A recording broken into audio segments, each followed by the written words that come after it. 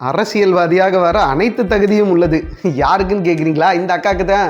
அந்த மாதிரி எல்லாம் இருக்கிறதுக்கு சான்ஸ் இல்லையே. நம்ம அக்கா டிவி கட்சியில இருக்கும்போது ஃபயர் விட்டுட்டு தெரிஞ்சவங்க இல்ல, நானும் ஒருத்தன். அதுக்காகவே என் புத்திய செருப்பாலேயே அடிக்கணும்டா.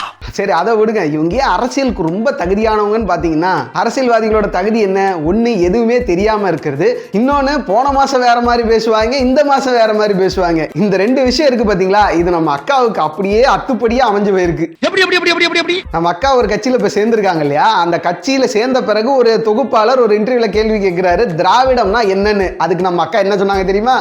திராவிடம் அப்படிங்கிறது Take your own time.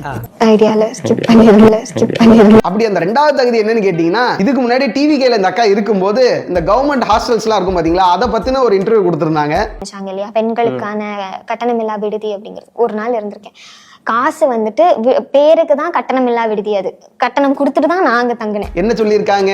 அந்த அளவுக்கு தரமா இல்லைன்னு சொல்லியிருக்காங்களா? காசு கட்டி தான் நாங்க இருந்தோன்னு சொல்லியிருக்காங்களா? ஆனா இப்ப என்ன சொல்லியிருக்காங்க தெரியுமா? தோழி விடுதியில நான் ஒரு நாள் தங்கியிருக்கேன்.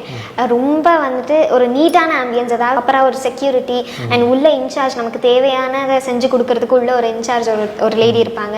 ஸோ ப்ராப்பரா நீட்டா மெயின்டைன் பண்ணாங்க. அந்த இப்ப சொல்லுங்க, அக்காவுக்கு அரசியல்ல இருக்க எல்லா தகுதியும் இருக்கா இல்லையா?